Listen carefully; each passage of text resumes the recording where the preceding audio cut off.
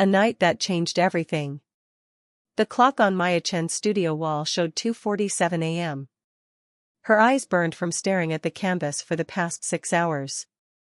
Paint splattered her worn jeans and the oversized shirt she'd borrowed from her younger sister.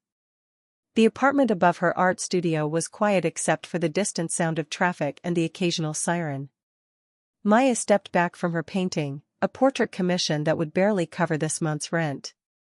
At 25, she'd imagined her life differently. Art school had filled her head with dreams of gallery exhibitions and critics praising her work. Reality had delivered a cramped studio in the warehouse district and double shifts at a coffee shop just to survive. Her phone buzzed with a text from her sister, Lily. "Can't sleep. Hospital is scary at night." Maya's heart clenched. Lily, sweet 17-year-old Lily, was battling leukemia. The medical bills were drowning them both. Maya had sold everything valuable she owned, taken every extra shift possible, and still it wasn't enough. The next treatment phase required $30,000 they simply didn't have. She typed back quickly. "Think happy thoughts. Tomorrow I'll bring your favorite books. Love you." Maya cleaned her brushes mechanically, her mind calculating impossible numbers. Rent was due in 5 days. Lily's medication in 3. And the hospital had already sent 2 warning notices about the outstanding balance. The stranger in the dark. The crash outside her studio door made Maya jump, sending a jar of turpentine clattering to the floor. Her heart hammered as she grabbed the nearest weapon, a wooden palette knife, and moved toward the door. Through the small window, she saw a figure slumped against the brick wall of the alley. A man in an expensive suit, his head hanging forward, one arm pressed against the wall for support. Every instinct screamed at her to call the police and stay inside. This neighborhood wasn't safe at 3 a.m. But as she watched, the man's legs gave out and he crumpled to the ground. Maya's hand was on the door handle before she could think. Years of taking care of Lily had wired something into her, she couldn't ignore someone in pain. The night air was cold and damp. The man lay on his side, his breathing shallow and rapid. Even in the dim light from her studio, she could see he was extraordinarily handsome. Sharp features, dark hair, and a jaw that looked carved from marble. His suit probably cost more than her entire year's rent. "Sir? Can you hear me?" Maya knelt beside him, checking his pulse. Fast and weak. His eyes flickered open, and she found herself staring into the darkest eyes she'd ever seen. Even clouded with pain, they were intense, intelligent, commanding. "Not drunk," he managed to whisper. "Poisoned." Maya's blood went cold. "What?" "I need to call an ambulance." His hand shot out, gripping her wrist with surprising strength. "No hospitals. No police. They'll finish it. You need help. You could die. Already, dying." His grip loosened. "Just let me, here." The decision. Maya stared at this stranger who'd literally collapsed at her doorstep. Poisoned. Someone had poisoned him. Which meant someone wanted him dead, and if she helped him, she could be putting herself in danger. But looking at his face, at the way his body trembled, at the sheen of sweat on his forehead despite the cold night, she couldn't walk away. Lily would never forgive her. Maya would never forgive herself. "Okay, listen to me," she said firmly, channeling every medical drama she'd ever watched and the first aid course she'd taken years ago. "I'm going to help you, but you need to work with me. Can you walk?" He nodded weakly. With significant effort, Maya managed to half-drag, half-carry him into her studio. He was tall and muscular, and she was small and exhausted. By the time she got him onto her old couch, they were both gasping for breath. "What kind of poison?" "Maya." "What kind of poison?" Maya demanded, already grabbing her phone to search symptoms. "Ricin, maybe. Or, similar." His voice was fading. "No antidote. Just time." Maya's hands shook as she searched frantically. Ricin poisoning. The articles were terrifying. Organ failure. Death within days. But the early hours were crucial: hydration, activated charcoal if available, supporting the body's systems. She didn't have activated charcoal, but she had water, electrolyte drinks from her last flu, and a stubborn refusal to let someone die in her studio. For the next 4 hours, Maya worked. She forced him to drink small amounts of water constantly. She monitored his breathing, his pulse, his temperature. When he started vomiting, she held a bucket and wiped his face with a cool cloth. When he shook with chills, she covered him with every blanket she owned. He drifted in and out of consciousness. During his lucid moments, he watched her with those dark, intense eyes. Why, he asked once, around 5 a.m. when the worst seemed to be passing. Why what? Help me. Dangerous. Maya paused in wringing out a cloth. Because everyone deserves help. Because walking away would make me someone I don't want to be. Something flickered in his expression.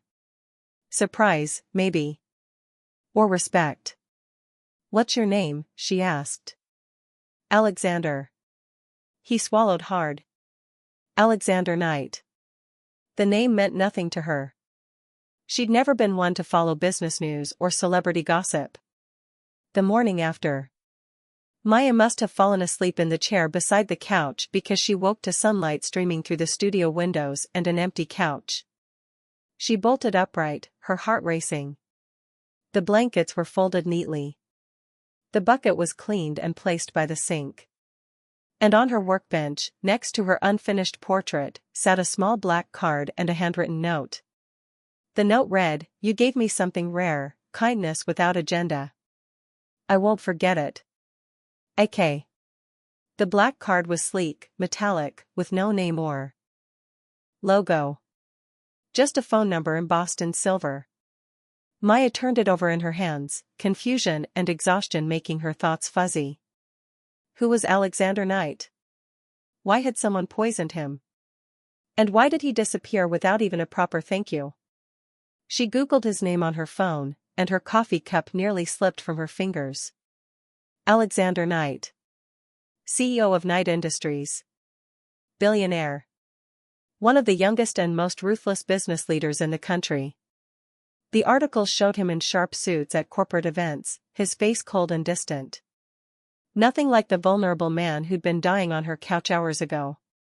Oh God, Maya whispered. What did I just get involved in? Strange shadows. The next 3 days were unsettling. Maya went to work at the coffee shop, visited Lily at the hospital, and tried to finish her portrait commission. But she couldn't shake the feeling of being watched.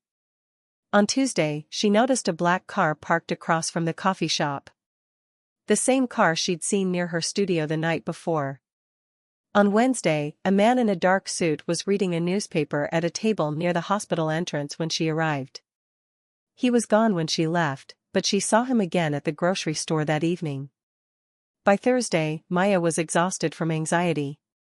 She kept the black card in her pocket, her thumb running over the embossed numbers. Should she call? Demand answers? Throw it away? Lily noticed her distraction during her visit. You look terrible, Maya. Are you sleeping? Just worried about you, sunshine. Maya forced a smile, brushing hair from her sister's pale face. Lily had lost more weight. The treatment was so harsh. I'm okay. Really? Lily squeezed her hand. The doctors say I'm responding well. We just need to get to the next phase. The next phase. $30,000 they didn't have. Maya's phone buzzed. Unknown number. Her heart jumped. Miss Chen. We need to talk. Tonight. Your studio. 8 p.m. Come alone. AK. The return. Maya spent the afternoon debating whether to go to her studio that night or run in the opposite direction. Every rational thought said to stay away. Alexander Knight was dangerous. His world was dangerous. She'd done her good deed, she should leave it at that. But curiosity was a powerful thing. And beneath the fear, she felt something else. A pull. A connection to the mysterious man who'd been so vulnerable in her care. At 7:55 p.m., Maya unlocked her studio door, her hands trembling slightly. At exactly 8 p.m., a knock sounded. 3 precise raps. Alexander Knight looked nothing like the dying man from days ago. He stood in her doorway in another expensive suit, perfectly healthy, radiating power and control. 2 large men in dark suits flanked him, bodyguards, she realized. Miss Chen. His voice was smooth, cultured, with an edge of steel beneath. May I come in? Maya stepped aside, acutely aware of how shabby her studio must look to someone like him. Paint-stained floors, second-hand furniture, her modest paintings on the walls. But Alexander's gaze wasn't judgmental. He looked at her artwork with genuine interest, pausing at a landscape she'd painted of the city at sunset. You're talented, he said simply. Thank you. But you didn't come here to critique my art. Maya crossed her arms, trying to project confidence she didn't feel. What do you want, Mr. Knight? He turned to face her fully, and the intensity of his gaze made her breath catch. Up close, healthy and powerful, he was devastatingly attractive. It was unfair, really. To thank you properly. And to make you an offer. I don't want money. Not money. Though I've already taken the liberty of clearing your sister's medical bills. Maya's world tilted. What? Lily Chen, 17, patient at St. Mary's Hospital. Acute lymphoblastic leukemia. Outstanding balance of $243,000. Now paid in full, including the next 3 treatment phases. The proposal. Maya actually laughed. It was either laugh or collapse, and laughing seemed safer. You're insane. You can't just pay someone's medical bills and propose marriage. That's not how the world works. It's how my world works. Alexander didn't smile. He didn't look like someone making a joke. I need a fiancé. You need security for your sister. We can help each other. Why? Maya demanded. Why would a billionaire CEO need a fake fiancé? You could have any woman you want. I don't want any woman. I want someone who isn't connected to my world. Someone who doesn't want fame or fortune. Someone who saved my life without knowing who I was. His dark eyes held hers. I want you. Maya sank into her painting chair, her legs suddenly weak. This is crazy. The person who poisoned me is still out there. Someone I trusted, someone in my inner circle. Alexander's jaw tightened. I've narrowed it down to 3 suspects. But I need to draw them out, make them feel secure enough to try again. And for that, I need a distraction. A distraction named Maya Chen? Exactly. You'll play my fiancé. We'll attend events together, convince everyone we're madly in love.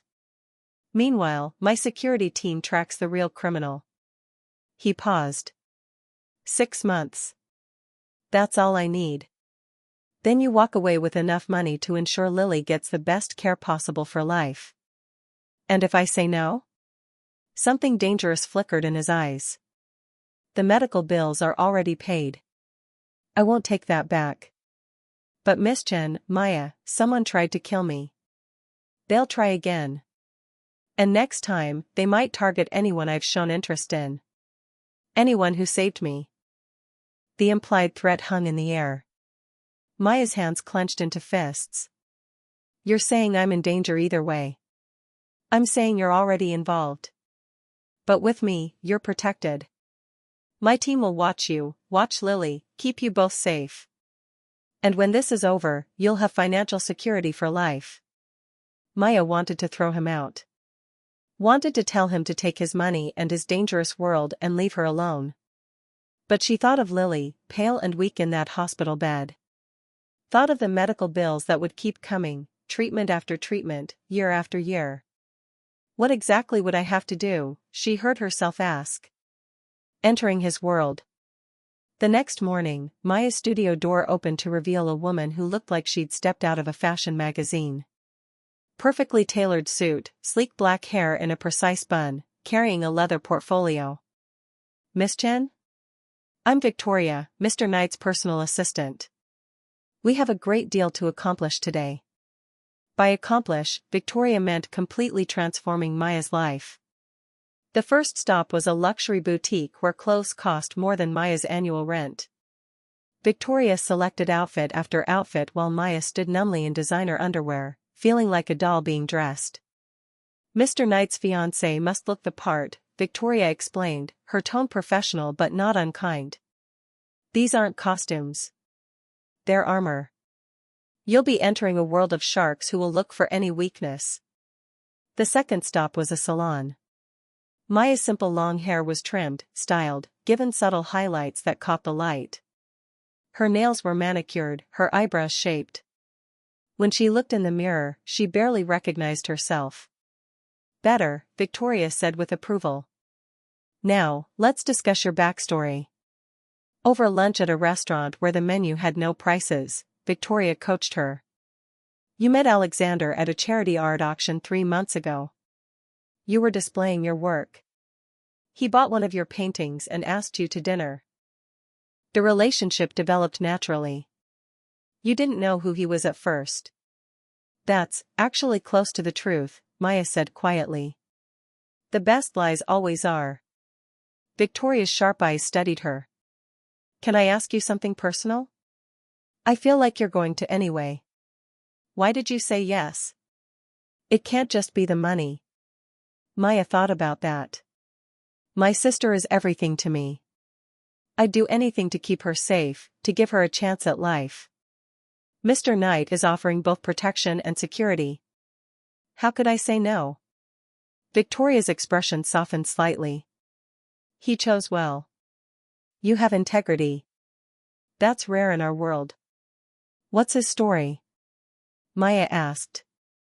Why does he really need a fake fiancé? That's not my story to tell. But I'll say this, Alexander Knight is a complicated man. Brilliant, ruthless in business, but not without honor. Someone betrayed him in the worst possible way.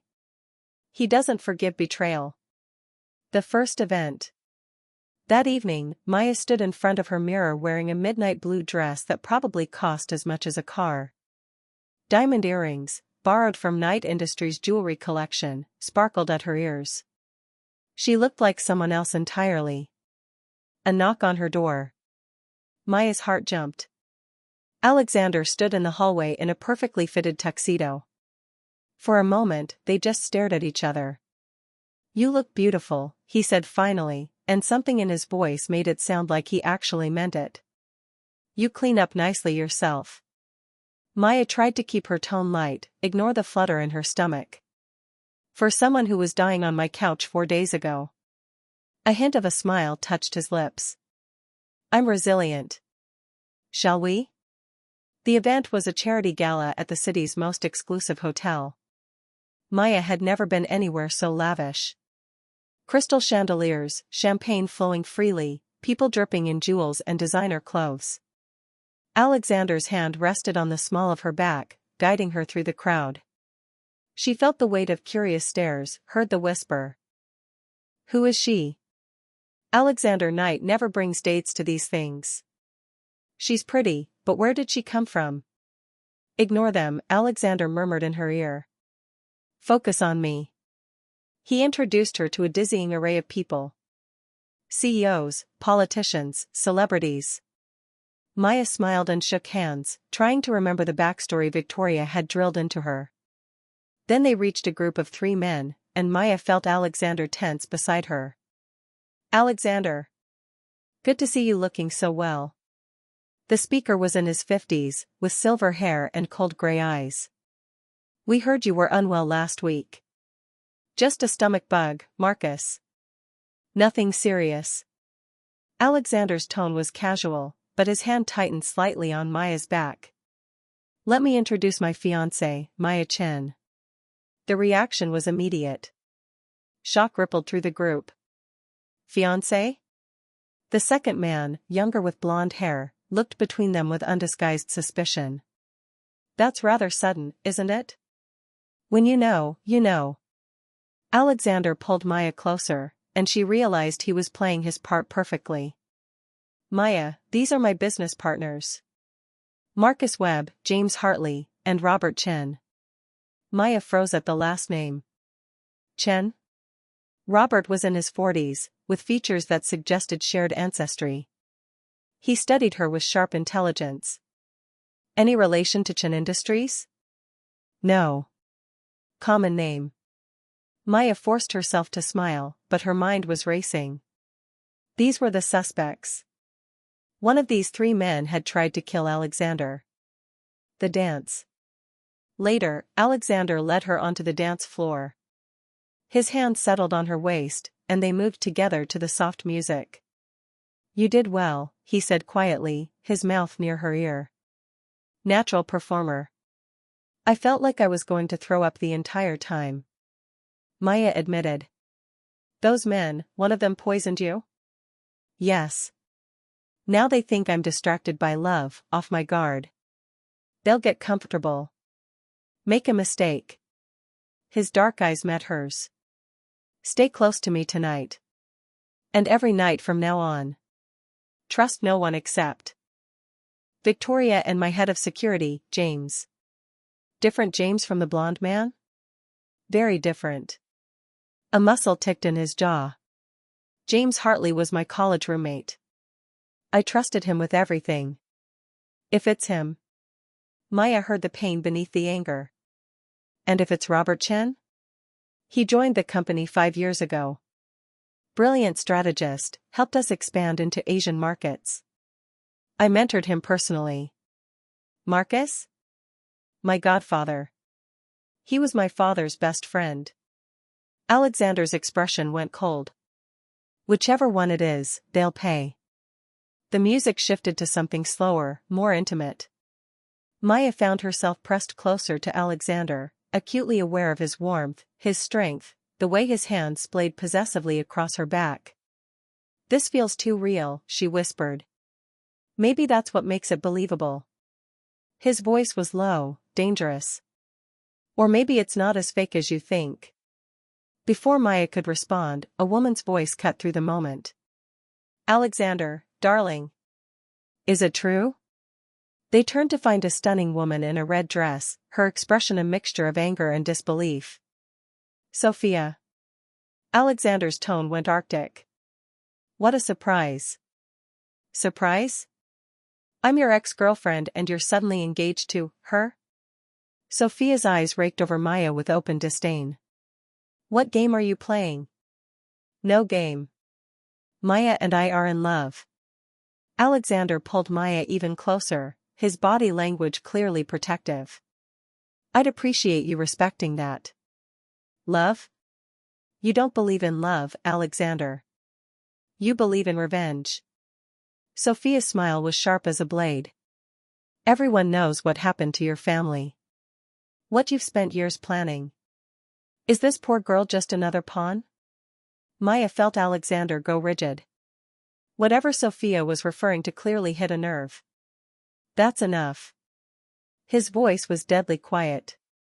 Leave. Now. Sophia laughed, but it was bitter. Good luck, sweetheart. You'll need it with him. She walked away, leaving tension crackling in the air. The truth revealed. Back in the limousine, silence stretched between them. Maya's mind whirled with questions, but she wasn't sure she wanted the answers. Finally, she couldn't take it anymore. What did she mean about your family? About revenge? Alexander stared out the window at the passing city lights. For a long moment, she thought he wouldn't answer.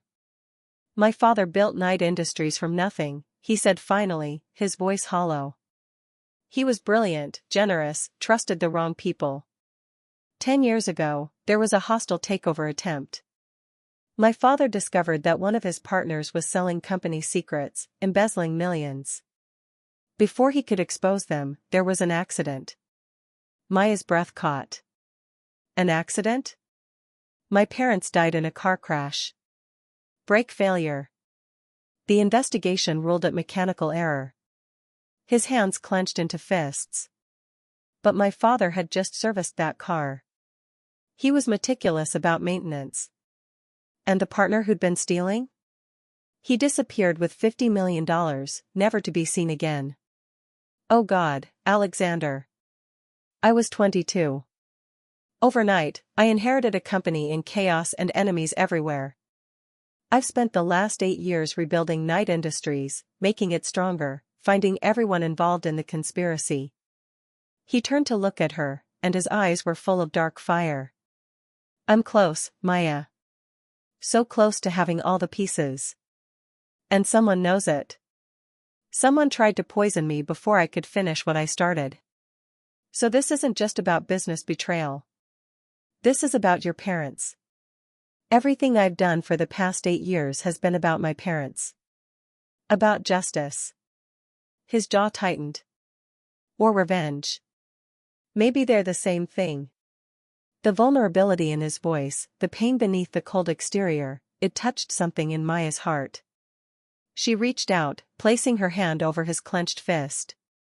I'm sorry. I can't imagine losing my parents that way. But Alexander, does revenge really make it better? Does it bring them back? He stared at their joined hands. No. But it's all I have left of them. The promise I made at their graves, that I'd find everyone responsible and make them pay. Maya understood obsession. She'd lived with it ever since Lily got sick, every moment focused on keeping her sister alive. She recognized the same desperate determination in Alexander. Then we'll find who poisoned you, she said firmly. And we'll make sure they face justice. Real justice, not just revenge. Alexander's fingers slowly uncurled, threading through hers. You're either very brave or very foolish, Maya Chen. Probably both. She smiled sadly. But I'm already in this. Might as well see it through. The warning. Alexander insisted on walking her to her studio door. The street was quiet, the hour late. My security team will be watching the building, he said. But I want you to have this. He handed her a small device, like a panic button. If anything feels wrong, press it. My team will be here in seconds. You really think I'm in danger? I think anyone close to me is in danger until we catch whoever did this. His expression was grim. And as of tonight, everyone believes you're very close to me. Maya's hand trembled slightly as she took the device. This was real. The danger, the threat, all of it was real. Hey. Alexander's hand cupped her cheek, tilting her face up to meet his eyes. I won't let anything happen to you. I promise. The touch sent electricity through her. This close, she could see flecks of gold in his dark eyes, see the faint scar on his jawline, smell his expensive cologne mixed with something uniquely him. Why do I believe you? She whispered. Because unlike everyone else in my life, you have no reason to lie to me. And I have no reason to lie to you. His thumb brushed across her cheekbone. This arrangement might be fake, but my protection of you is absolutely real. Then he did something unexpected. He leaned forward and pressed a gentle kiss to her forehead. The attack. Maya hit the floor instinctively as glass exploded inward. Her heart hammered in her chest. Through the broken window, she saw a dark figure on the fire escape. The panic button. Where was it? Her hand scrambled across the floor, finding the device Alexander had given her. She pressed it hard, praying it actually worked. The figure was climbing through the window. Large, masked, moving with purpose. Maya grabbed the first thing she could reach, a metal paint palette knife, and scrambled backward. Stay away from me. The intruder lunged forward, and Maya swung the palette knife wildly. It connected with something, and the figure grunted, stumbling back. Then suddenly the door crashed open. 3 men in dark suits poured in, and Maya recognized Alexander's head of security, James, in the lead. "Get down!" James shouted. Maya dropped flat as the security team engaged the intruder. The fight was brief and brutal.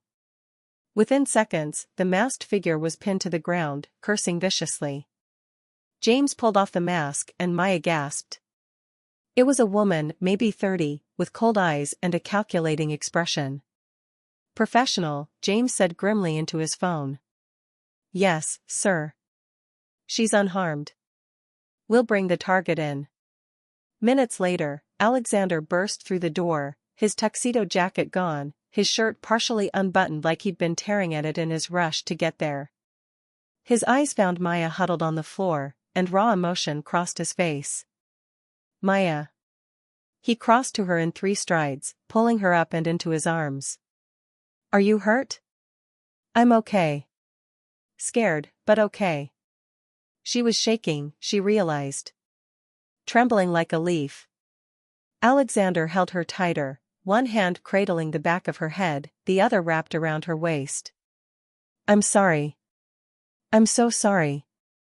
This is my fault." "Who is she?" Maya whispered against his chest. "Hired killer, probably," James answered, hauling the woman to her feet.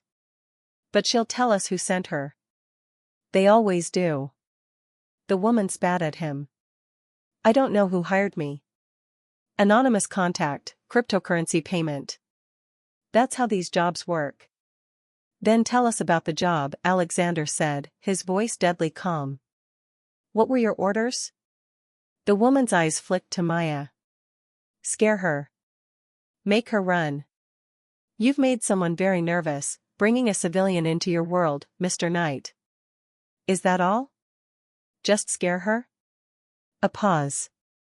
Then, "Tonight, yes. Future jobs might be different." Alexander's arms tightened around Maya protectively. "There won't be future jobs. James, take her to the secure location. Get everything she knows." As they dragged the assassin out, Victoria appeared in the doorway, calm and efficient as always despite the late hour. "I've arranged for Miss Chen's things to be packed and moved. She'll stay at the penthouse from now on." "What?" "No," Maya started to protest. "Yes." Alexander's tone left no room for argument. "You're not safe here anymore. You're staying with me where my full security team can protect you." Moving in. By dawn, Maya found herself in Alexander's penthouse apartment, a sprawling space with floor-to-ceiling windows overlooking the city.